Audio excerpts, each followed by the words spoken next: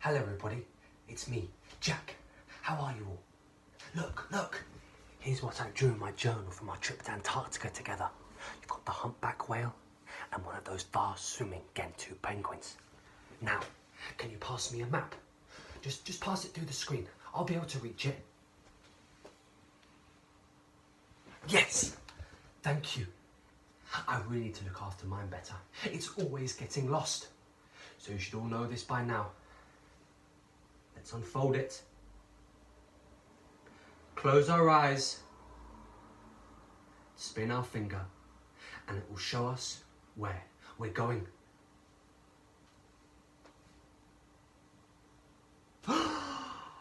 Oh wow! This is going to be amazing. We're travelling to Egypt in search of stories from a civilization found over 4,000 years ago. Are you ready? Let's go. 3, 2, 1. Oh, we've arrived in Giza in Egypt and we're travelling on these amazing camels. Giza is a city very close to Egypt's capital, Cairo. And just look at that. How incredible. Can you see the pyramids in the distance? The Egyptian pyramids are one of the 7 ancient wonders of the world. Oh, let me tell you about them. Built over 4,000 years ago, these huge structures are truly breathtaking. When they were built, ancient Egypt was one of the most wealthy and powerful civilizations in the whole world.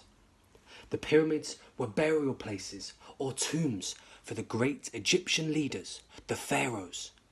The Egyptians believed that when people died, they would live on in an afterlife.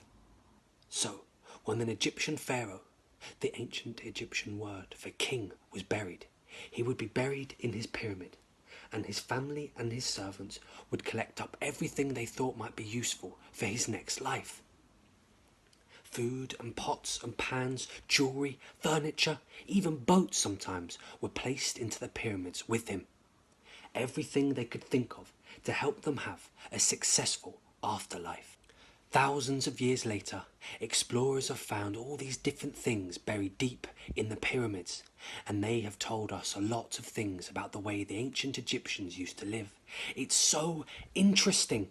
Now, I think it's best we go and do some exploring ourselves. This is the second Great Pyramid of Giza. Just look how detailed the design is. I think they are remarkable. And look, in the distance, you can see the Great Pyramid. The Great Pyramid was the tallest building made by humans until they built the Eiffel Tower in Paris, France. And we all know all about that because of our trip together. Imagine! This pyramid was built for a pharaoh called Khafre, and it stands 136 metres tall. That's taller than the Glasgow Tower at the Science Centre. So the next time you're there, look up and you'll see just how tall the pyramids really are.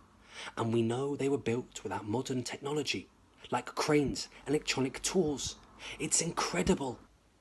People who study human history are called archaeologists. Archaeologists carefully dig and collect ancient things and work out what they might have been used for. Archaeologists have been studying how the pyramids have been built for years. Thousands of stone bricks, cut from rock from quarries, were transported up the River Nile to Giza, where the 3 most famous pyramids lie. Millions of these stone blocks had to be placed in exact positions so it didn't collapse.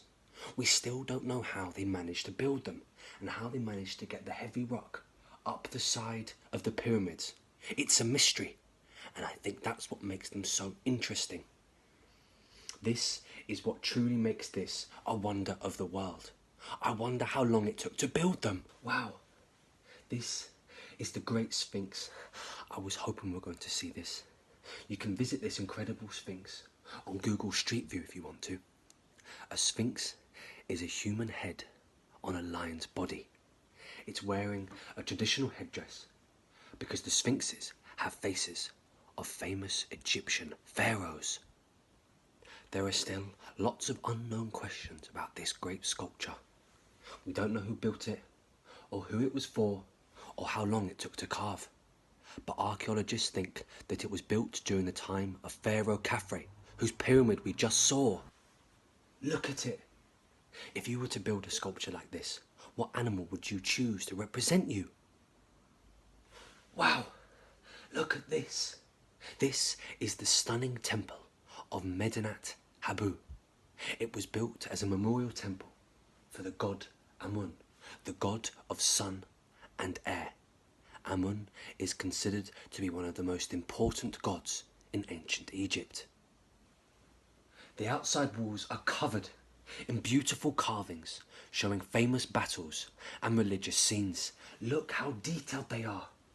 Can you see all the different colours? These paintings are so beautiful. They're making me want to get back and draw in my journal. Let's get back. We don't want to forget anything. We've got to go. Are you ready? 3, 2, 1. Wow. Oh. Oh. Wow. What a trip. That was like travelling back in time. Quick, let's not forget anything. Get your journal and start writing down and drawing what you've seen. I'll see you next time. Bye-bye.